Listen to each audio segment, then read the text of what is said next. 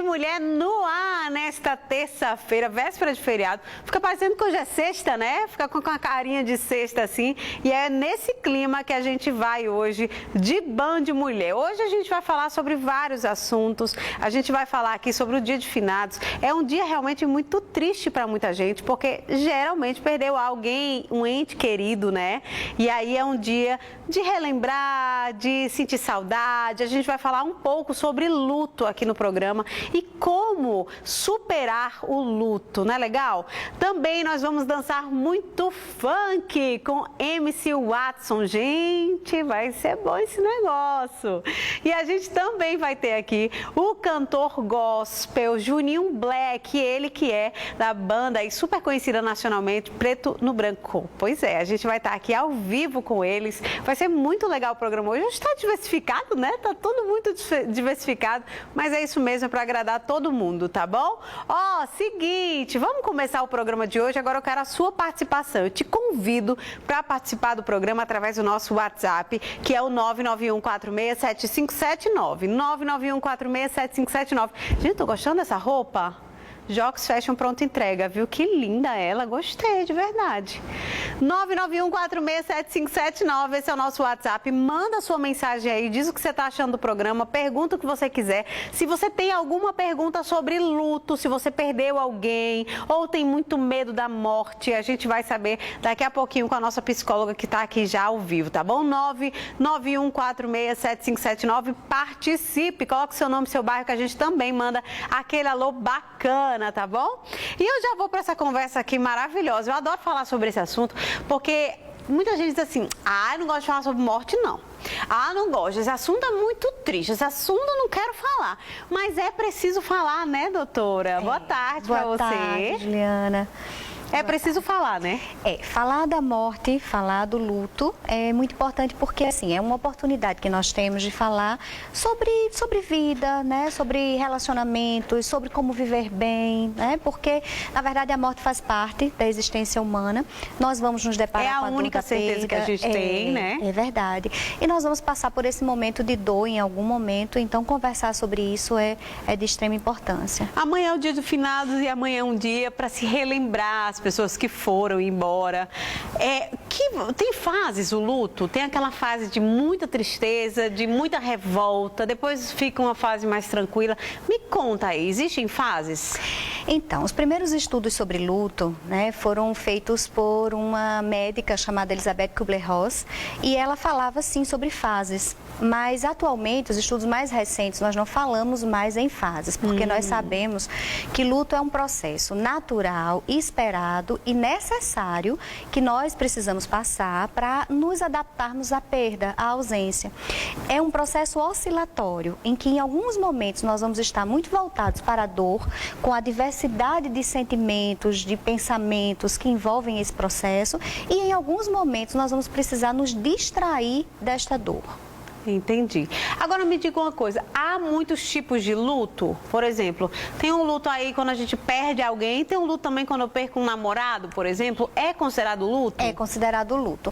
Luto está relacionado a qualquer tipo de perda de algo ou alguém com quem você tenha um vínculo, uma relação de apego significativo. Então, assim, é luto sim quando você perde um animalzinho de estimação, é luto sim quando você perde um emprego, é luto sim quando você perde um amigo, né? Então, assim, por uma separação amorosa, por alguns processos de mudança, o próprio processo de envelhecimento, ele traz muitas perdas, então ele traz alguns processos de luto. Luto está relacionado a perdas e não apenas à morte.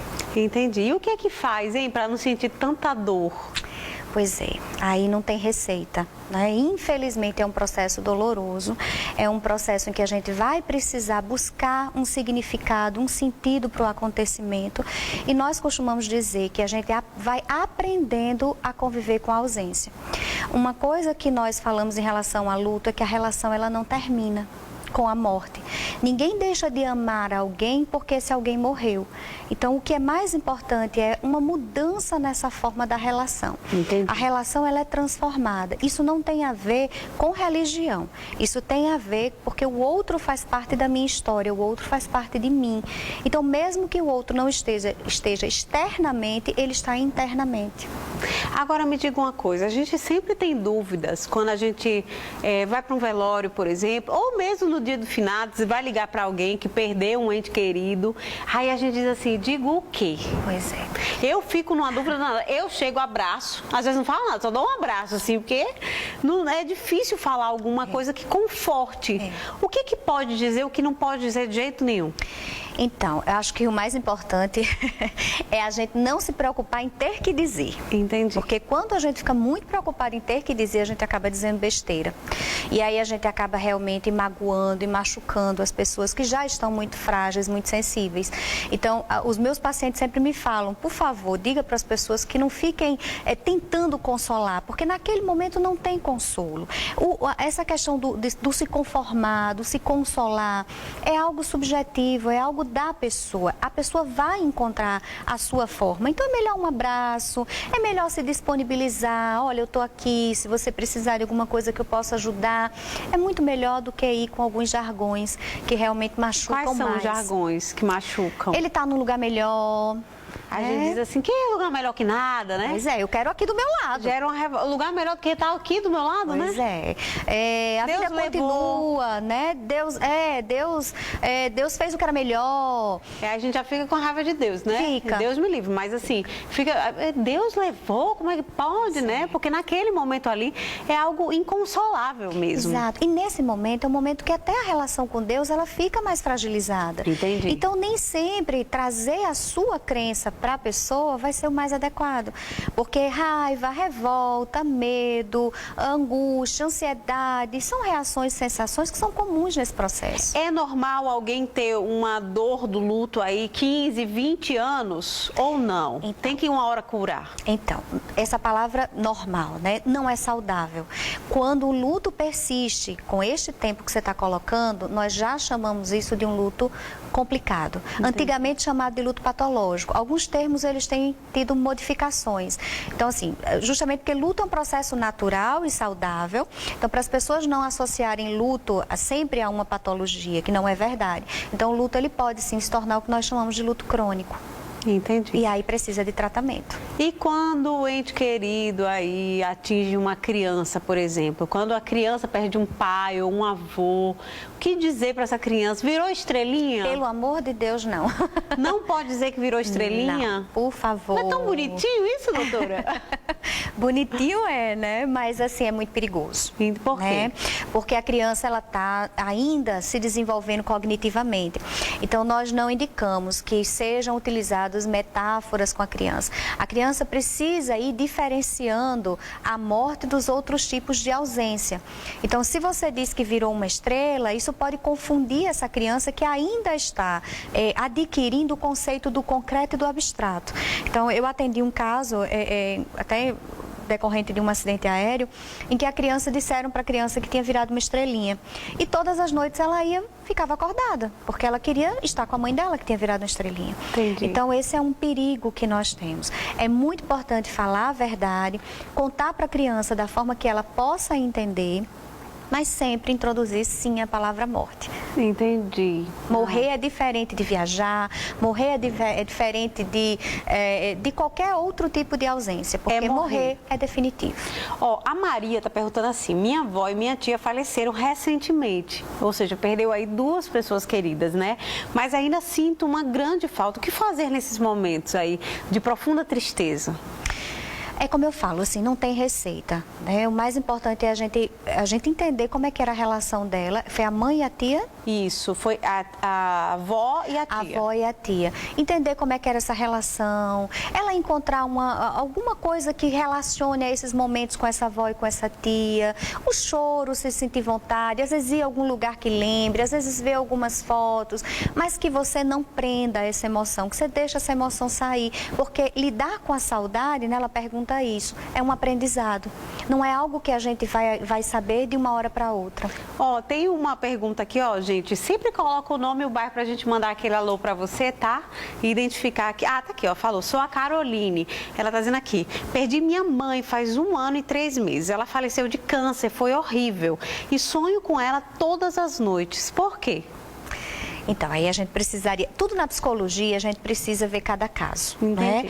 Para algumas pessoas acreditam que sonho tem a ver com algo mais espiritual, para algumas pessoas tem a ver com algo mais relacionado a algumas questões que ficaram em aberto. Nós não estamos aqui para tirar das pessoas as crenças delas, mas nós estamos para tentar adequar essas crenças a algo mais positivo. Então, a gente precisaria entender, de repente, algumas questões, alguma dificuldade de aceitação, né? Às vezes você pensa muito na pessoa, a falta está muito grande, e aí quando você dorme, claro, né? As lembranças vêm, a gente não tem aquele controle tão grande que a gente tem quando a gente está acordado, então pode ser que as emoções aí venham mais fortemente. Aquelas pessoas que têm um medo de morrer, assim, loucamente. Eu conheço muita gente que tem medo de elevador. Aí quando vai pra escada, tem medo de cair da escada. Aí depois tem medo de andar de avião, mas também tem medo de andar de carro. Porque tem medo de morrer de qualquer forma. Tem um autor, o Castenbaum, que ele tem um livro chamado Psicologia da Morte. E ele fala, todo medo tem por trás o medo da morte. Sim. Né? Porque se a gente for pensar, medo de ficar preso no elevador, por quê? Né? A gente tem medo de faltar o ar, faltando o ar, o que acontece, medo de morrer, enfim. E aí a gente precisa entender porque nós não nascemos com medo de morrer. Nós não nascemos com medo da morte. Né? Isso é algo que nós vamos adquirindo ao longo da nossa história.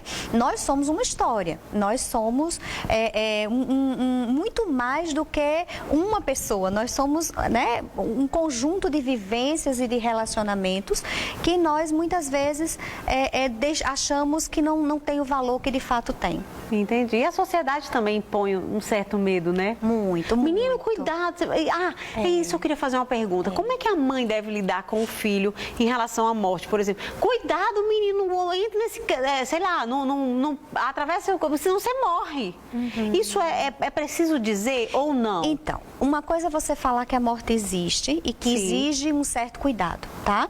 Outra coisa é você falar com o pavor, com o desespero. Porque aí sim, você começa a associar, porque o cuidado, eu sempre falo, as emoções que são negativas, elas também têm algo de positivo. Medo, ele é necessário como autoproteção. Raiva é necessário também como defesa, né? Enfim, esses sentimentos, eles são importantes. Mas o que a gente precisa ter cuidado é que eles não sejam passados de uma maneira tão intensa que gerem não apenas um medo cuidadoso, mas um pavor, digamos assim. Olha que história aqui. Gente, esse programa tá demais hoje, porque é realmente um assunto que envolve todo mundo, né? E eu fico feliz. É democrático, né, digamos assim. Pois é, eu fico feliz porque, assim, é tão raro ter espaços que falem sobre, claro, né? E aí a gente vê, as pessoas realmente precisam falar. Precisam conhecer um pouco desse lado, saber como lidar com isso. A Régia, do bairro Rosa dos Ventos, em Parnamirim, ela tá dizendo assim, ó, perdi meu filho em um acidente de moto e não consigo esquecer. Tem muita saudade do Wallace, que é o filho dela.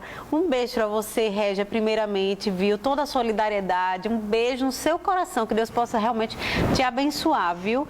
E aí, ela disse aqui, não consigo esquecer. Talvez não vá mesmo, né? Isso, Juliana.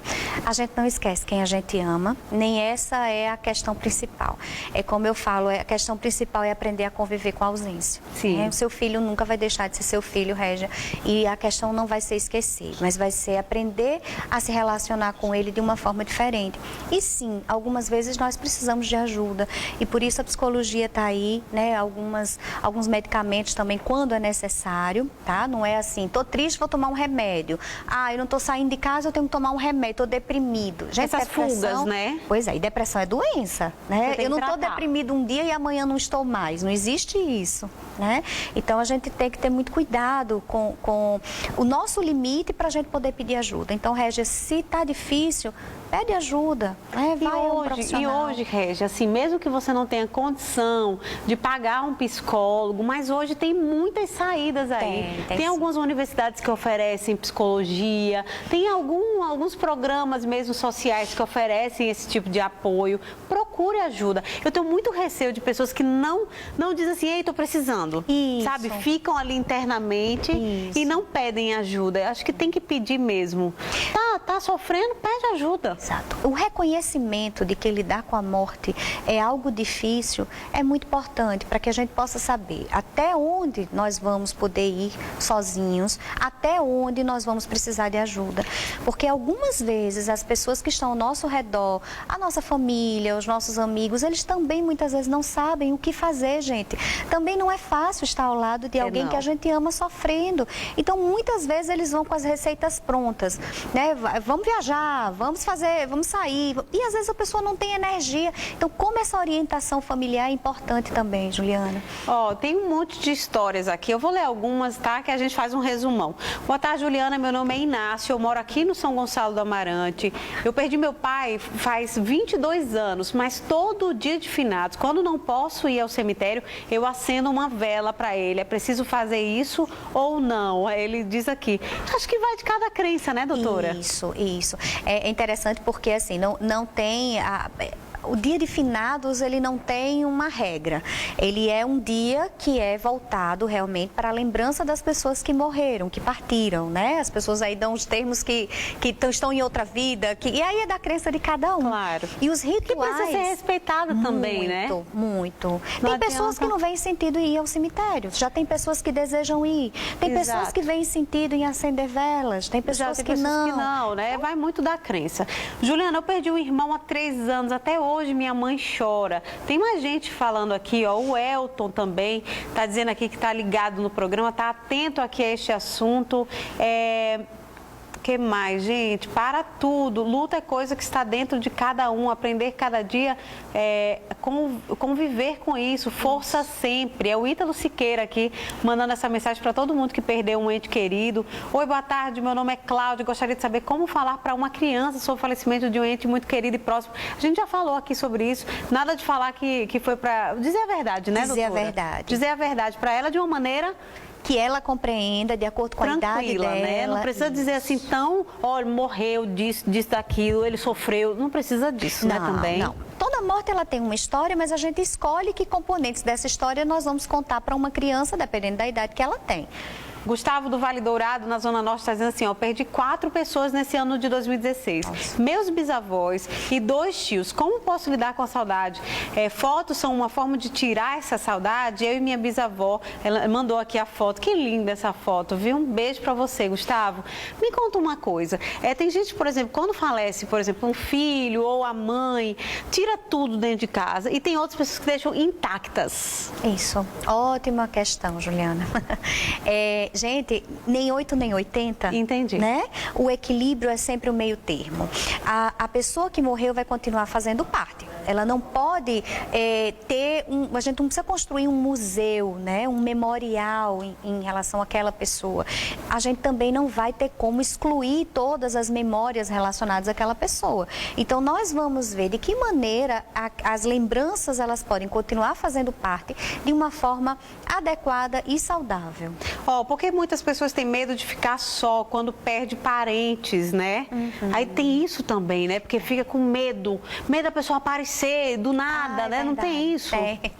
É verdade, e isso é muito antigo, né? A maioria dos rituais relacionados a luto, vestir preto, acender vela, fazer missa, esses rituais, eles têm uma origem de muito tempo atrás, lá na Idade Média, de muito tempo, estavam relacionados ao medo dos mortos, né? Porque tinham crenças de que realmente esses mortos, eles podiam voltar e perturbar os vivos, né? Era assim que eles falavam. Então, muitos rituais estavam relacionados a isso e isso ainda ficou aí no inconsciente coletivo. Tem gente que não gosta de ir para o velório, mesmo que seja alguém muito muito próximo. Isso aí é bom ou não é bom? Eu já ouvi falar, dizer assim, não, tem que ir para ver que realmente faleceu a pessoa. Regras não existem, porque a gente está falando do que cada um suporta e cada um dá conta. Entendi. Mas nós falamos que o ritual do velório, ele é importante a participação porque ele é a concretização. Ele é um momento de despedida, ele é o último momento, né? E ele é um momento onde você pode realmente concretizar a perda. Porque nós não damos conta psiquicamente da perda de uma hora para outra. Por mais que você esteja vivenciando um processo de morte de alguém querido, a morte ela vai precisar de um tempo para você poder realmente se dar conta da realidade. É aquela velha história da ficha cair? Entendi. Entende? Não é rapidamente que essa ficha cai. Então, o ver, o concreto da morte contribui para ajudar realmente nessa consciência de que de fato a morte aconteceu. Doutora Milena, muitíssimo obrigada pela sua presença aqui. Foi extremamente esclarecedora. Tem um monte de pergunta aqui ainda, mas infelizmente a gente não vai conseguir fazer todas as perguntas hoje, tá bom? Mas a gente traz a doutora Milena aqui outro dia. E aí a gente fala desse assunto de novo, que é um assunto que está presente muito na nossa vida. Para encerrar, vamos falar de um assunto só que é muito recorrente hoje em dia, que é o suicídio. Por que há um aumento tão grande de suicídio? Juliana, tem dois assuntos relacionados à morte que nós precisamos discutir muito. Cuidados paliativos. As pessoas estão vivenciando processos de morte muito prolongados e com muito sofrimento. E o outro é suicídio. Realmente, o índice de suicídio ele tem aumentado muito. Em Natal, enormemente, né? E o suicídio ele também está muito relacionado a sofrimento psíquico. Então, muitas pessoas estão adoecendo psiquicamente com transtornos mentais psiquiátricos não diagnosticados e muitas vezes não tratados. E isso tem levado a um grau de sofrimento tão grande que, infelizmente, está levando as pessoas à morte. E aí, mais uma vez, a gente reforça. Tá sofrendo, não precisa ficar com esse sofrimento, não, gente. Pede ajuda. Ninguém precisa carregar sofrimento aí pro resto da vida, né, doutora? Isso.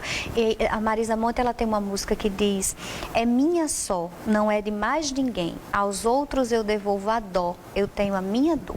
A dor é algo subjetivo, né? E nós precisamos respeitar.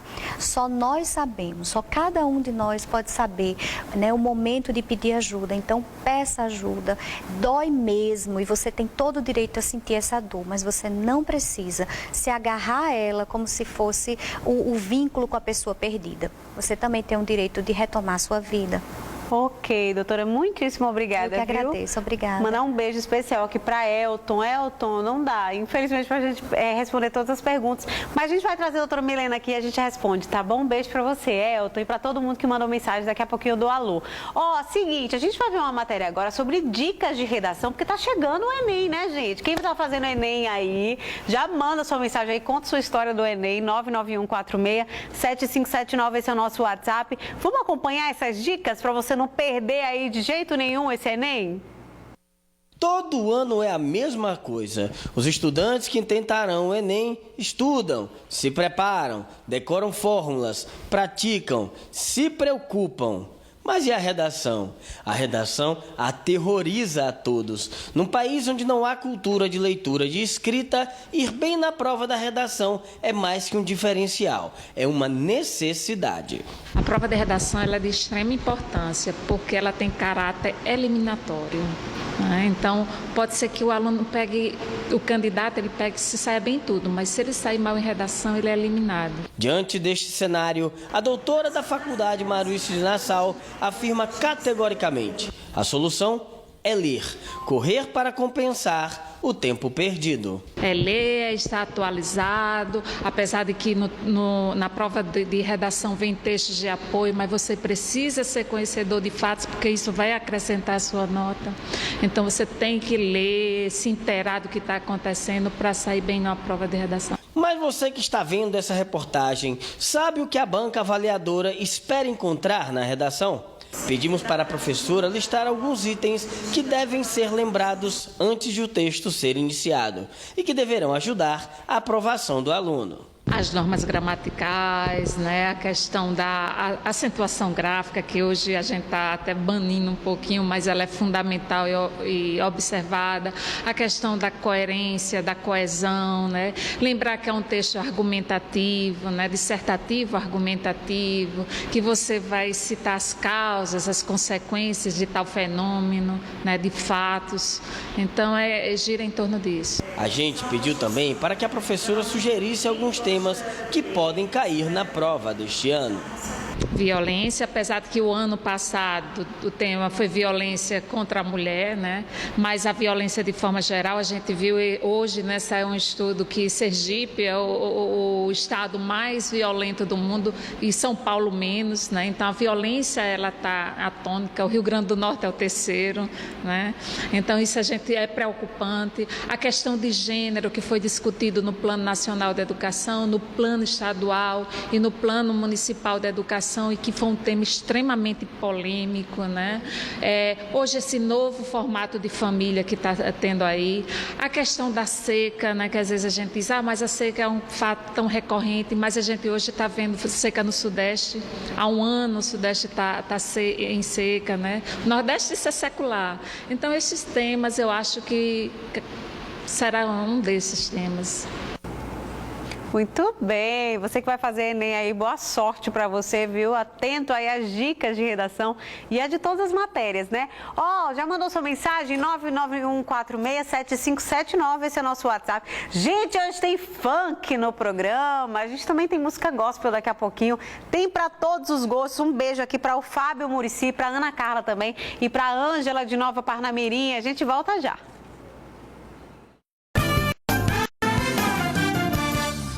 Regina, você me completa. É natural, é o sabor, é a qualidade que eu sempre sonhei. Você é